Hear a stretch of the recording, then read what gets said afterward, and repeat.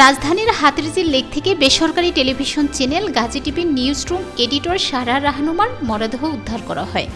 মঙ্গলবার রাত 11টার দিকে তার সামাজিক মাধ্যমে ফেসবুকে রাহনুমা সারহা লিখেন, তোমার মতো বন্ধু পেয়ে আমি ভাগ্যবান। আল্লাহ তোমাকে সর্বদা মঙ্গল করুন। আশা করি শীঘ্রই তোমার সব স্বপ্ন পূরণ হবে। আমি জানি আমরা একসঙ্গে অনেক পরিকল্পনা করেছি। দুঃখিত আমাদের পরিকল্পনা পূরণ করতে পারছি না। আল্লাহ তোমার জীবনের প্রতিটি ক্ষেত্রে আশীর্বাদ করুন। এর কিছুক্ষণ আগে আরও একটি পোস্টে তিনি লিখেন, জীবন মৃত হয়ে থাকার চাইতে মরে যাওয়াই ভালো।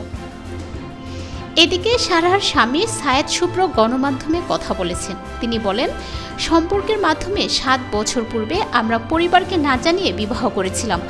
গতকাল সারা অফিসে গিয়ে রাতে আর বাসায় না ফিরে এক ব্যক্তিকে দিয়ে রাত 10:30টার দিকে বাসা ভাড়ার টাকা পাঠিয়ে দিয়েছিল।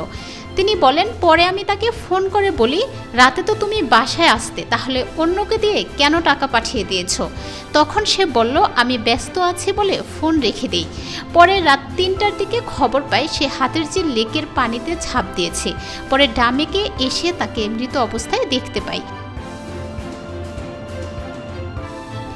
শুভ্র বলেন, আমাদের মধ্যে কোনো ঝগড়াও হয়নি, তবে বেশ কিছুদিন আগ থেকে আমার স্ত্রী বিচ্ছিন্ন হয়ে যেতে যাচ্ছে। আমরা দুজনেই কাজে অফিসে গিয়ে ডিভোর্স দিয়ে আসব।